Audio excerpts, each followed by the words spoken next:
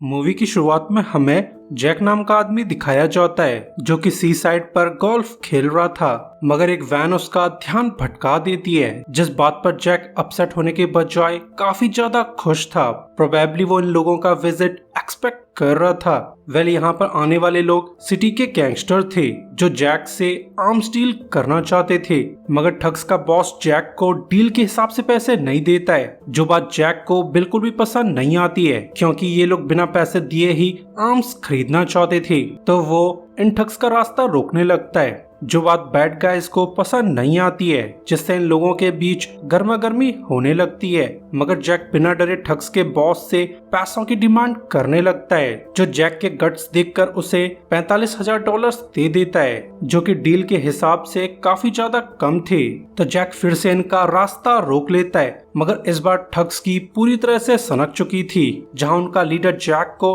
गोली मार देता है। मगर जैक को गोली लगने के बावजूद वो बिल्कुल सही था, जो बात देखकर ठग्स के लीडर की पूरी तरह से चटक जाती है, जो फिर जल्दी से अपनी गन को चेक करने लगता है। एंड सरप्राइजिंगली उसकी गन में फेक बुलेट्स थी, जिन्हें देखकर क्राइम बॉस को एहसास हो जाता है कि उसके गैंग में कोई ट्रेटर है, मगर वो कुछ कर पाता उससे पहले ही एक स्नाइपर क्राइम बॉस की बत्ती बुझा देता है। वेल, ये स्नाइपर जैक की पार्टनर लोगन थी, तो वो डील बिगड़ने पर एक एक करके बैड गाइज को ठिकाने लगाने लगती है। साथ ही क्राइम बॉस के गैंग में मौजूद ट्रेटर भी जैक का पार्टनर था, जो जैक के साथ मिलकर सभी ठग्स का गेम बचा देता है। तो यहाँ पर हमें समझ आ जाता है कि जैक और उसकी टीम प्रोफेशनल चोर हैं, जहां वो लोग आर्म्स डील के बहाने से ठग्स को लूटते आ रहे हैं। जिसके बाद हमें एडी नाम का आदमी दिखाया जाता है, जो कि सिटी का सबसे बड़ा क्राइम लॉर्ड था। मगर अब एडी काफी ज्यादा अपसेट था, क्योंकि हाल ही में उसे काफी बड़ा नुकसान झेलना पड़ा है।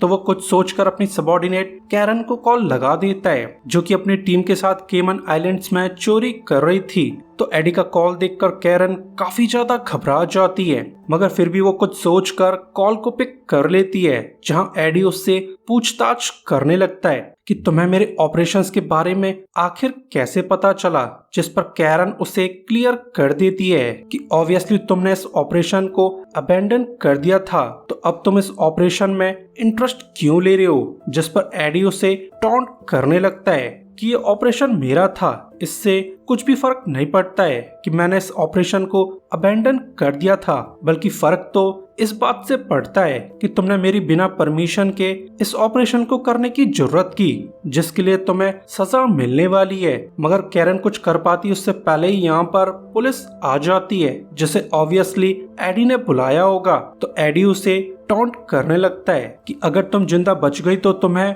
मेरे नुकसान की भरपाई करनी होगी। जिसके बाद वो अपने आदमियों को ऑर्डर्स दे देता है कि जल्द से जल्द कैरन को कैप्चर कर लिया जाए, क्योंकि कैरन इतनी आसानी से मरने वालों में से नहीं है।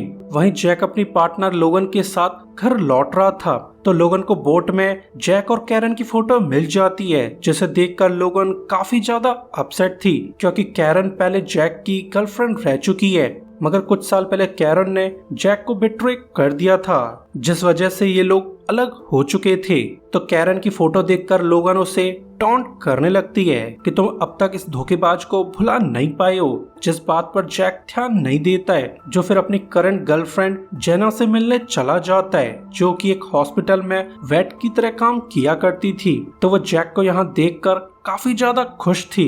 तो ये लोग खुशियां बांटने के लिए जैक के घर चले जाते हैं, मगर इनकी खुशियां अधूरी रह जाती हैं, क्योंकि लास्ट मोमेंट पर जैक की एक्स गर्लफ्रेंड कैरन यहाँ आ जाती है, जिसे देखकर जेना ऑब्वियसली गुस्से में थी, जो कैरन के बारे में पूछताछ करने लगती है। मगर कैरन अपने पेट की तरफ इशारा करते हुए इन्हें हिंट करने लगती है कि वो प्रोबेबली जैक के बच्चे से प्रेग्नेंट है, जो बात जानकर जेना की पूरी तरह से सनक जाती है। मगर जैक उसे कुछ समझा पाता उससे पहले ही डॉग्स के भौंकने की आवाज आने लगती है, जिसे सुनकर ये लोग अलर्ट हो जाते हैं। एंड सरप्राइजिंगली जैक के घर को बैड गाइज ने घेर लिया था, जो ऑब्वियसली कैरन को हंट करते हुए यहाँ तक पहुंच चुके थे।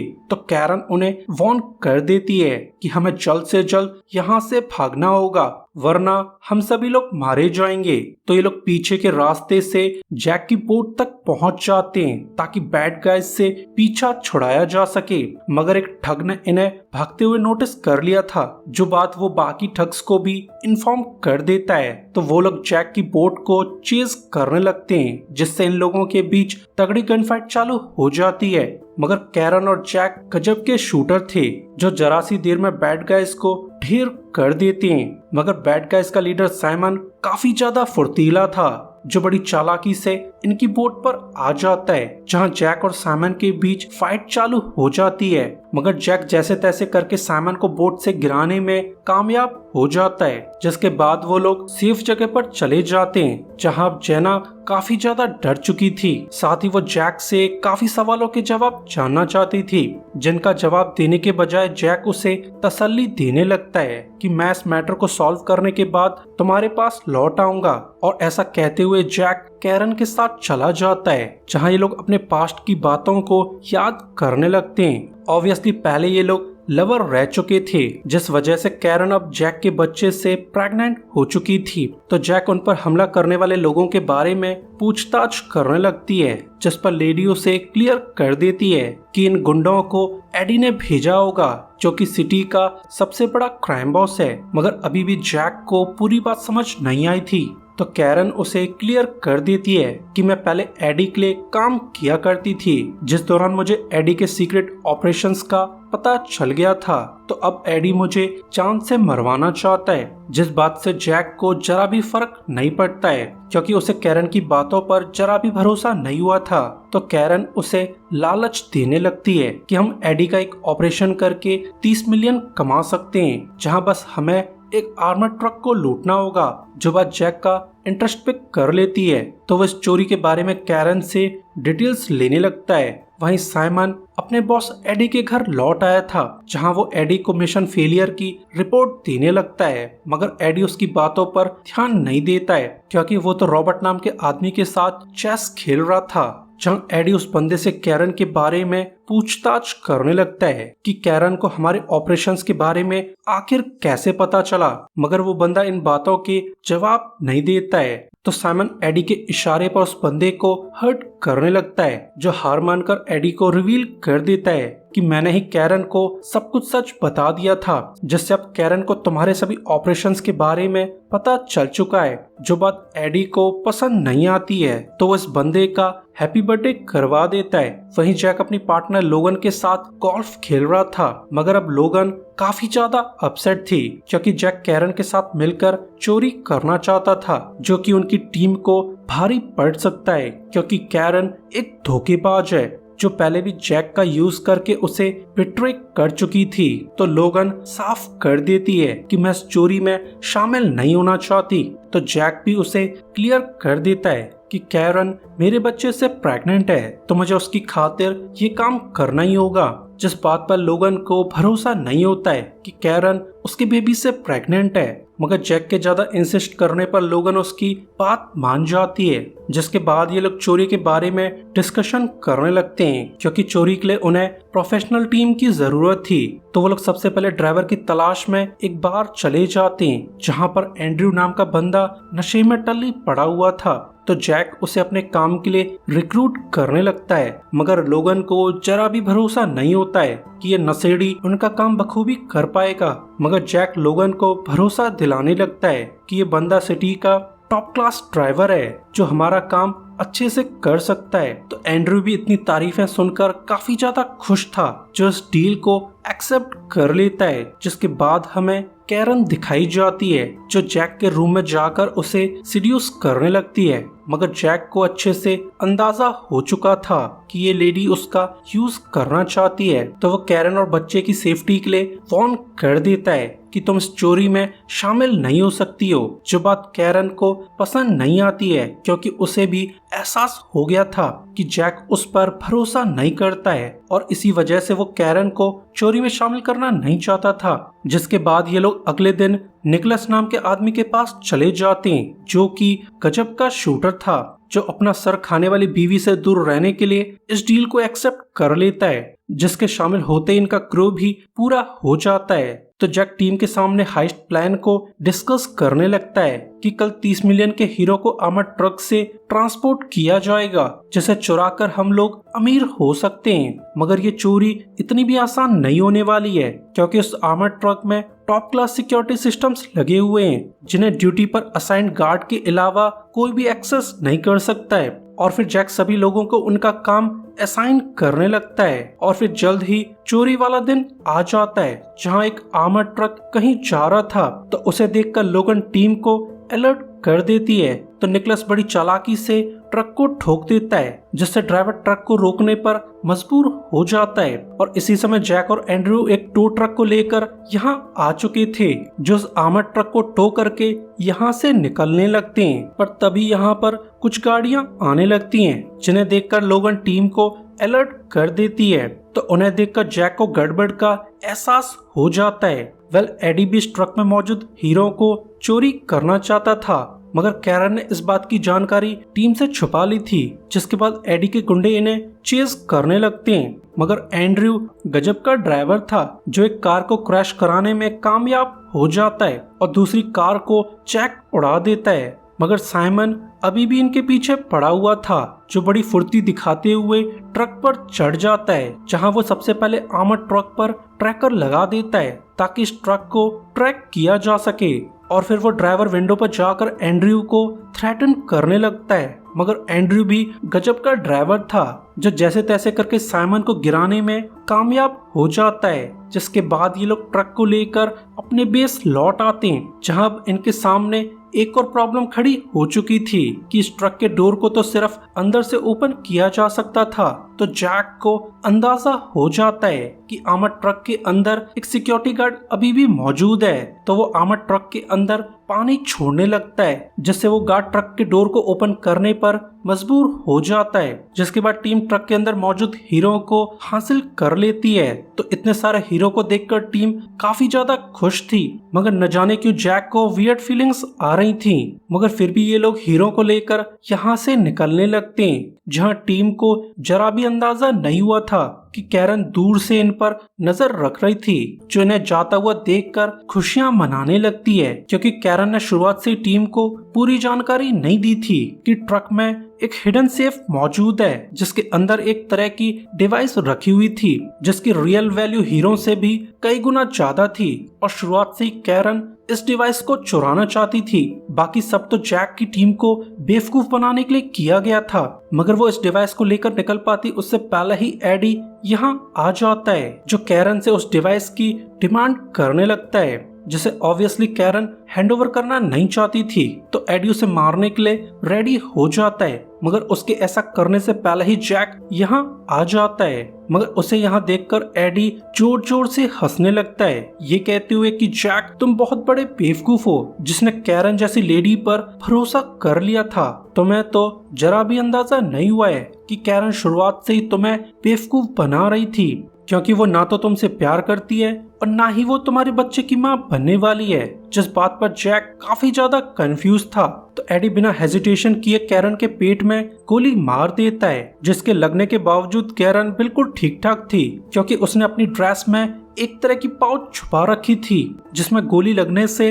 हीरे बाहर गिरने लगते हैं। तो एडी जैक को टॉन्ट करने लगता है, कैरन एक धोखेबाज है, जिसने तुम्हारी तरह मुझे भी धोखा दे दिया था। और रही बात तुम्हारी जैक, वो तो मैं भी बेवकूफ बना रही थी, जहां वो तुम्हारी टीम का यूज करके इस डिवाइस को हासिल करना चाहती थी। तो ये सब जानकर जैक की सभी उम्मीदें टूट जाती हैं, जो कुछ सोचकर लोगन को इशारा कर देती है, जो बैड गाइज पर गोलियां चलाने लगती है, जिसका फायदा उठाकर ये लोग भागने में कामयाब हो जाते हैं। मगर भागते वक्त लोगन को एक गोली लग गई थी, जिससे बेचारी लोगन बैडली इंजर्ड हो जाती है। तो ये लोग उसका इलाज करवाने के लिए जेना के पास चले जाते हैं, जो लोगन की हालत देखकर उसे इमरजेंसी ट्रीटमेंट देने लगती है। मगर अब तक जैक की पूरी तरह से सनक चुकी थी, तो वो कैरन को इंटेरोगेट करने लगता है, जो जैक को डिवाइस दिखाते हुए इन्फॉर्म कर देती है कि ये डिवाइस एक तरह की चाबी है जिससे एक वॉल्ट को ओपन किया जा सकता है। मगर जैक को अभी भी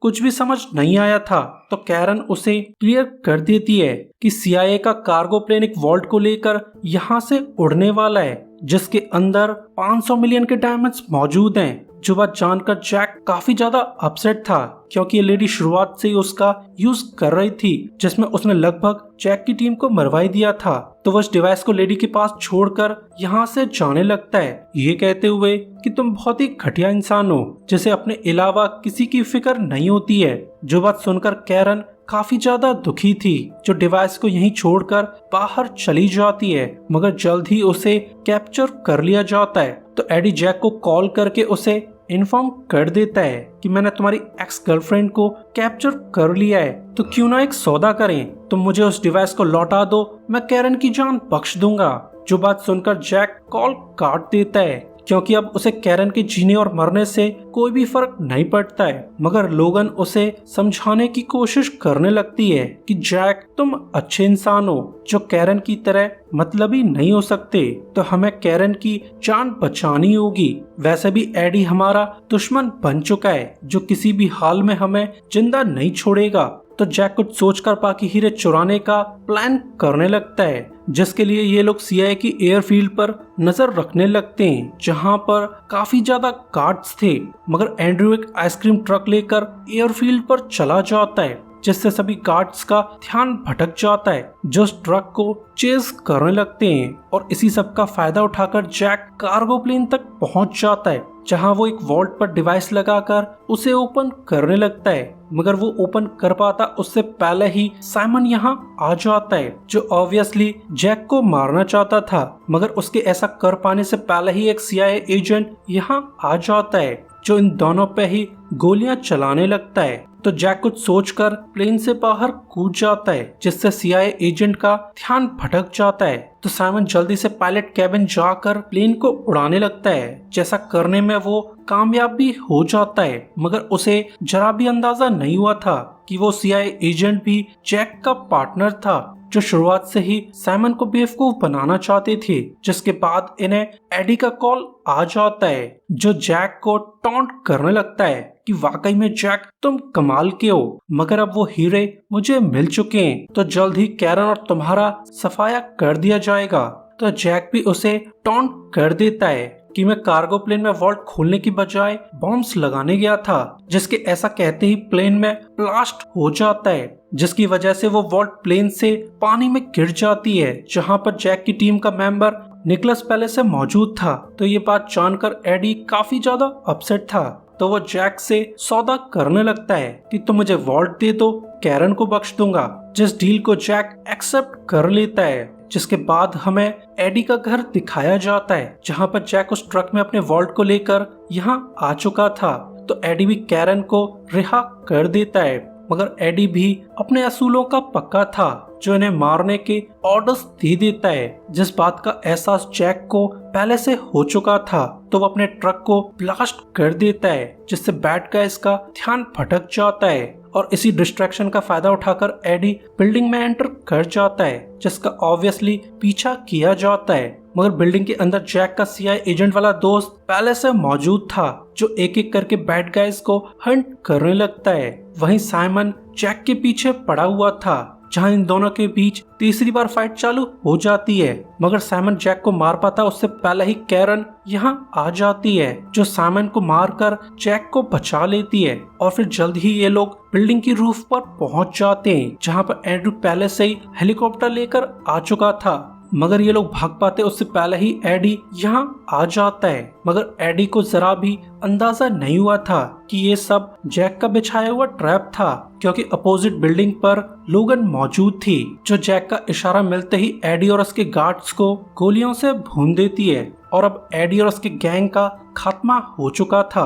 तो ये लोग हेलीकॉप्टर लेकर यहाँ से निकल जाते हैं, जिसके बाद हमें एक प्राइवेट प्लेन दिखाया जाता है जिसे लेकर कैरन मायामी जाने वाली थी। तो जैक उसे सी ऑफ करने आ जाता है। तो लेडी जैक से साथ चलने की रिक्वेस्ट करने लगती है, मगर अब जैक की सारी उम्मीद टूट चुकी थी, जो कैरन को एक लिफाफा देकर यहाँ से भेज देता है जिसमें एक रेड कलर का डायमंड था। तो इस डायमंड को देखकर कैरन काफी ज्यादा खुश थी, क्योंकि इस अकेले डायमंड की कीमत 5 मिलियन थी। जिसके बाद जैक जेना से मिलने चला जाता है, जहां वो जैक से काफी सारे सवाल करने लगती है, मगर जैक के काफी मनाने पर जेना मान जाती है और अब वो ऑफिशियली कपल बन चुके थे। जिसके बाद जैक और लोगन गोल्फ खेलने लगते हैं, पर तभी उसे कैरन का कॉल आ जाता है, जो जैक को इन्फॉर्म कर देती है कि मैं मायामी पहुंच चुकी हूँ और तुम चाहो तो यहाँ आ सकते हो, जहाँ पर हम लोग सेटल हो सकते हैं। मगर जैक को अब तक पता चल चुका था कि एडी के लोगों ने कैरन को कैप्चर नहीं किया था, बल्कि कैरन ने जानबूझकर सरेंडर कर दिया था, क्योंकि वो खुद CIA के कार्गो प्लेन से चोरी नहीं कर सकती थी। तो उसने इंटेंशनली सरेंडर करके ऐसी सिचुएशन बनाई जहां जैक की टीम उन हीरो को चोरी करने के लिए मजबूर हो गई थी। ऑब्वियसली लेडी शुरुआत से एंड तक जैक का यूज कर रही थी, साथ ही उसने जानबूझकर एडी और जैक को दुश्मन बना दिया था, क्योंकि वो जैक के हाथों से एडी को खत्म करवाना चाहती थी। जो बात जानकर जैक की पूरी तरह से सनक जाती है, तो वो कैरन की बात सुने बगैर कॉल काट देता है, क्योंकि अब वो कैरन के साथ किसी भी तरह का रिश्ता नहीं रखना चाहता है। और इसी के साथ इस मूवी का एंड हो जाता है। सो गाइस, वीडियो के लिए लाइक और सब्सक्राइब कर दीजिए ताकि हमें आपका सपोर्ट मिलता रहे। सो अभी के लिए goodbye, thanks for watching.